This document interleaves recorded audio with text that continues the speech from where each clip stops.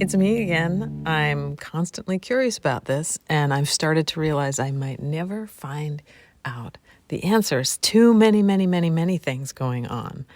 But what's going on right now? Well, it is a new moon. Today is February 9th, and we've just entered the new moon cycle. New moons are extraordinary for their ability to give us another clean slate. It's like a gift. Here's some fresh paper. Sometimes that feels overwhelming, and sometimes it feels just right. Like, phew, I was ready to start over. Way back in, I think it was 2021. It might have been 2020. But I took Sophie Strand's course, Myth and Mycelium, with Advaya. And you can still find this course. I totally recommend it. It was back when we were all using Zoom and reaching out and opening up channels that hadn't really, or at least I hadn't really explored before, all the possibilities that I had to follow my interests sort of around the world and virtually. I had been limiting myself before that to what I could access in person. And suddenly I remembered or understood or realized that, oh my gosh, there is a world of possibility out there and people to connect to. That was wonderful. And I can't speak for you, but I can a little bit, like culturally, right? 2020 was such a shift. It was such a shift for me. And I remember reaching out to all kinds of folks that I hadn't connected with for years, simply because we were all stopped. Like I just knew I could reach out because it was such an unusual time. I really often feel like I'm disrupting people when I reach out to them. It may not be true. It's just like this insecurity that I have that, those friends of mine, they have very busy and important lives. And if I reach out to them, I'm disrupting them somehow, and it makes me really nervous. So I often don't. But because 2020 and 21 and 22, and still, we were all disrupted in this enormous and ubiquitous way. It just felt really good to reach out. It's like, I know you're home, so I could reach out to people that I hadn't checked in with for years. Some of those connections have really lasted since then, and some not so much. It was more of a touching stone. It was kind of like really a germination test for connections. Like some of them just took off and sprouted, and some went back to dormancy for another kind of fertile ground or a time when we would find a meeting place again. So back to Sophie. She introduced our online class by asking us to consider the 10-mile radius around our physical location and to consider attuning to all the beings in that radius. What are the geological, insectical? What are all of these beings here? What are the viruses around us? What are the weather patterns? How do we interrupt the Anthropocene? And I know that's a big word. It was a big word for me, but how do we interrupt this idea that humans are the center of everything? Can we reimagine ourselves, the humans, as not the main character here? It's such an interesting exercise, right? Like we have been completely conditioned to think we are the center of our worlds. But there's a lot going on in our worlds, and it really is helpful, and I find very relaxing to understand that I'm part of an entire ecosystem here. I'm just part of it. Right now, I'm thinking about the pond that Noah dug right out in the back. It was a very swampy area, but it hadn't been dug, and he dug it out, and the frogs came in immediately, and the cattails came in 2 years. And there's this enormous ecosystem there that didn't exist before. And right now I'm thinking about all those frogs that are buried down in the mud under the ice and snow, and they are alive. They're alive under there. Isn't that amazing? So sometimes, like, it's just wonderful to get out of my own misery by thinking about all the beings and all the ways that they are being themselves in this ecosystem of ours. When we can reduce our own importance in the story of what's happening to be a supporting rather than a main character, it has this way of bringing peace, and it brings peace to my early morning mind. So I like starting off my day like that, the way Sophie taught me how to open my awareness. I grew up with this notion. I'm not blaming anybody for this, by the way. I think a lot of us did. If there was an illness, or if I was sick or not feeling well, something was going on, somehow I had done something to deserve that. Maybe that is my family culture. I don't think that's everywhere. But that even if that was a karmically attached connection, and even if it was something that I was unaware of, it was my responsibility or even my fault that it had happened. And that was putting me at the pinnacle of self-importance in that system, that I could somehow be at fault or to blame or even to solve the problems around me. I loved how Sophie brought in this idea that viruses have their own trajectory, their own beingness, because the idea of viruses has always been this thing that it was me against them. I mean, it is still like that, but what if the virus has something to say? What if the viruses in our lives, the bacteria in our lives, have a narrative too? And of course they do, but we don't often think of it that way. And I guess what I'm thinking about is, what if I'm just flowing along with all the other beings? And what if that current of that flow is beyond my ability to manage and control? What if I really am just along for the ride? And sometimes I wonder if the migraines that I get are a way of me noticing weather patterns, and not really weather patterns, but like the general sense of things. Like if I didn't have my migraines, maybe I wouldn't be noticing the truth of my environment. I mean, when you think about the feelings, the stories, all of the things that are happening, turning on the news or not, wouldn't we all be like mostly incapacitated all the time if we were really, really feeling the depth of things? The injustices, the pain, the grief, all of the stories that are happening with all of the people and the beings around us. It's a lot. I had a conversation with my friend Letty recently, and she's one of the ones that regerminated. I was explaining to her how I was so unable to exert my will against the tide of whatever I'm currently feeling. And I felt like I could do that when I was younger. Oftentimes my physicality just won't give me the oomph to act like I think I want to act, or to do, or to be, or to produce, or to create.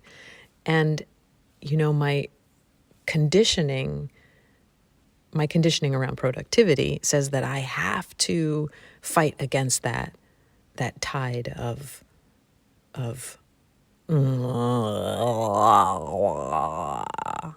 does that express it? That tide of not wanting to, or that tide of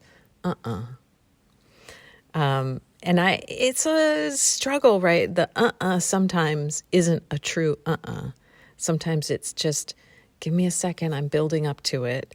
And sometimes the is a real no. And that's something that I'm wondering about with this full moon. Can a reconnection to our heart intelligence give us a clearer sense of discernment around what's a yes and what's a no? Of course it can, right? Isn't that true? So I was saying that my conditioned productivity says that I have to do these things. And I wonder if something about that is breaking, not just in me, but in all of us. And I wonder about that in relationship to revolution. If we really did respond to our heart's desire to our hearts' yeses and nos, things would be different. We would behave differently, of course. That revolution I see as like being responsible to reality, where humans are beings with a primary responsibility to be, not so much to exchange labor for well-being. Now, I know that last time when I revealed the meaning of life, and go back and listen to it if you don't know, but I'm sort of going to tell you that the meaning is in the doing. The meaning of life really is act now. It's free for a limited time. Like life, go ahead and act, be, play. It's all free until it's not, until it's over. And that's the meaning of life, right? Do it, act. But acting is also being. So I don't mean that the doing has anything to do with being a good capitalist or being productive. I mean that the doing is the act of being. The sitting, bathing, sunning, walking, doodling, you know? It's a separate thing from making money and all of that. And of course, money is essential. And then that throws me back into that cycle of trading something of myself in order to make ends meet. And that question, that problem, it's obviously not my problem only, but that problem, I think, is the thing that keeps us stuck a little bit. It keeps us in this place of the need for change and revolution. Even this morning, while I was preparing for the podcast, I had this feeling like, I got nothing. I have nothing to talk about. I don't have anything to give. I wasn't considering that I could come on here and just be and let it be. I was so concerned that I didn't have anything to trade for your time. I mean, I'm not getting paid for this. So this shows you how embedded in my mind that I still feel like I have to offer and I have to give, even when the trade is, what am I trading for? I'm trading for some sense of validation, right? I think that's what it is. I wondered if maybe like this was it. I guess this is the natural end to the podcast because I felt so empty. You know, I've podcasted all the words. I've cycled through all my ideas and now I'm just blank. And it immediately I saw in my mind's eye this card that I've made that I can print. You know, it's like a stamp that I can print. And it's an image of a heart with the word worthy across it like a banner. And I just think it's cute. But I think the point of right now, or maybe what I'm hoping for, is that my heart is worthy. And even more than that I am worthy of my own heart. Because it is about to be Valentine's Day, and I really love celebrating love. So I like this idea of bringing that worthy heart, that I could be worthy of my own love, that I could be my own Valentine, basically. And you can have lots of Valentines, right? I went into the Jason Love Letter archives thinking there might be something to share, something kind of universal about loving. And I wrote out this long quote by John O'Donohue from Anamkara. And I'm going to read it to you. If you hyphenate belonging, it yields a lovely axiom for spiritual growth. Be longing. Be your longing. Longing is a precious instinct in the soul. Where you belong should always be worthy of your dignity. You should belong first in your own interiority. If you belong there, and if you are in the rhythm with yourself and connected to that deep, unique source within, then you will never be vulnerable when your outside belonging is qualified, relativized, or taken away. You will still be able to stand on your own ground, the ground of your soul, where you are not a tenant, where you are at home. Your interiority is the ground from which nobody can distance, exclude, or exile you. This is your treasure. Where your treasure is, there is your heart also. Isn't that lovely? And then this was something that I wrote to Jason, but I was obviously writing it to myself as well. All this unknown. Be at peace with time. That's my practice. And be at peace with time. And also give yourself space. So if time and space are not my enemy, then I just relax. I just rest knowing that the feeling is right. I feel so new at trusting my own good feelings and following my true heart longings. But I also feel brave because this is my one sweet life and it feels worthy of my heart song. And I think this new moon gives us a chance to think with our hearts. We won't always be in that in-love mode with our hearts and thinking where things really do look rosy, but we can allow ourselves to dip into what it means to think through heart space and heart intelligence. And for me, that's what Valentine's Day is, despite all the kind of weirdnesses that can come up around Hallmark holidays. I do love having a moment where love is central. And I'm wondering if we can let this new moon shift us just for a moment to that space and use it to envision futures where our hearts feel safe. And that's what I think this time is right now. And so I asked the I Ching, what do you think? What do you think, great oracle, knower of the unknown? What can we know about these next 2 weeks that will give us insight, relief, and understanding? And what we get is 8, union, and it moves to stripping away or splitting. And we ask, where are we in a heart's communion with this union hexagram? And knowing what is union in our heart, what do we have to let go of to keep that space? If you ever listen to folks who coach other people, not like in sports, but like personal coaching or business coaching, you'll hear this sentiment. If it's not a hell yes, then it's a no. And I get it. But this hesitation, if it's not a hell yes, it really does show that the commitment isn't there.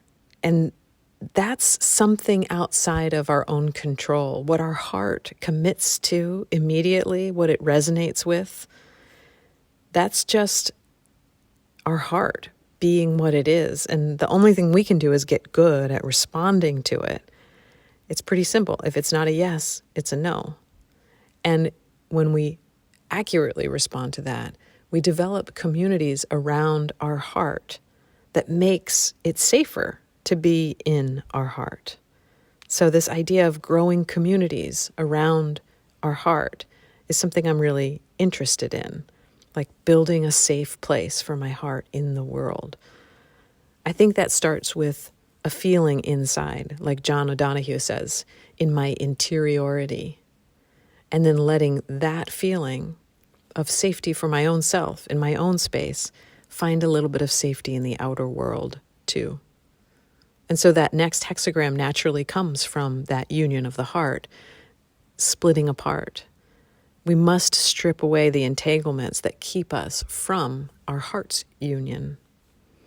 I'm not going to tell you how to do this. It's really big time life work, really. What I know is when I'm feeling that good, yes, I feel oh, that's a yes. Oh, I definitely want to do that. I follow it, and that feels like love to me. I'll give you the questions for hexagram 8, seeking union. Where do you belong? Is this a good fit? Do you choose to join? And I'm asking the question in relation to our heart. Where does your heart belong? Is this a good fit for your heart? Do you choose to join with your heart?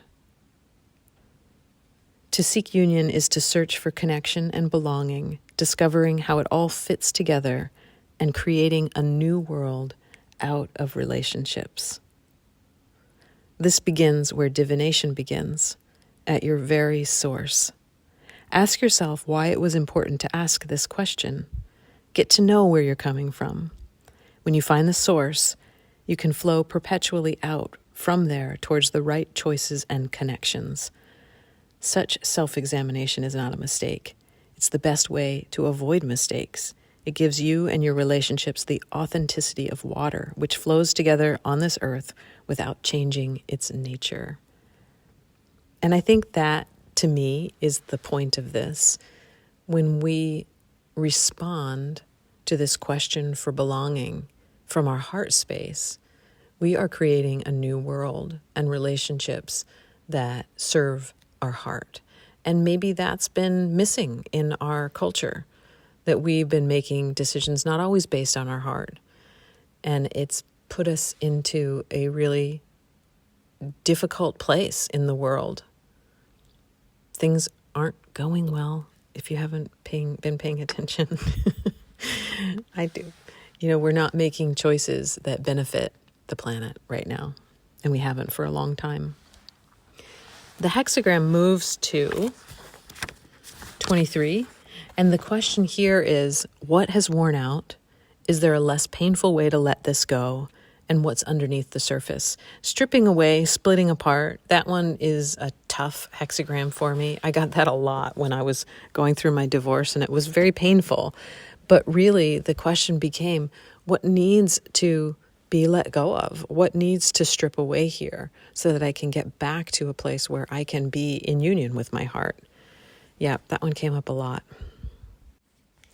And today, before we go, I want to pull The Answer is Simple card. That's another Sonia Choquette. I like to have this one on hand. It's an oracle card. The card that we get, I'm not kidding you. It says, say yes. Say yes. And it has like two people sharing a heart. It's not a heart, sharing a flower. So somebody gave another one a flower. So it's very love-centered. That's the kind of synchronicity that I just love. I'm going to read the explanation because sometimes that's nice too. The ego gets fearful and is afraid to commit. It holds back, hesitates, and doesn't dare be vulnerable. It waits until it's absolutely sure that it will be safe before it acts. The trouble with this approach to life is that the ego never feels safe. So it never acts, it only reacts.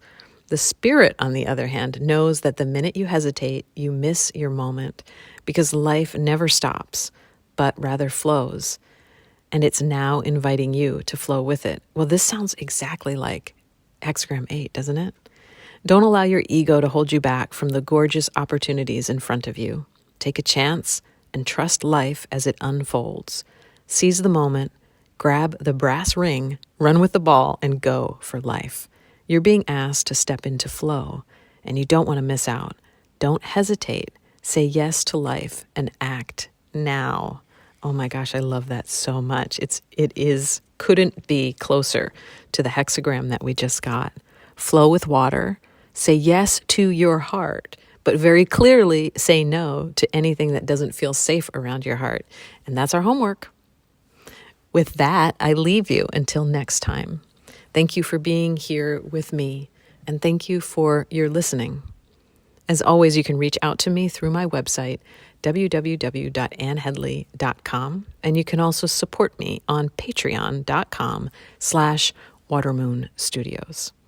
I'm offering an online movement practice, a somatic practice, on alternate Fridays at noon Eastern Standard Time. You can find out more about that on my website. I'm offering it on Zoom right now, and I may shift the platform. Right now, you can see the first practice on my website. It's on that first page that comes up. It's a half an hour of a movement practice that we can do for this new moon time. And if group classes are just not for you, I'm also available privately, both in person and virtually, for movement practices and intuitive services like animal communication. And that really is all for now. May all beings everywhere, whether near or far, whether known to me or unknown, be happy. May they be well. May they be peaceful. May they be free. See you next time.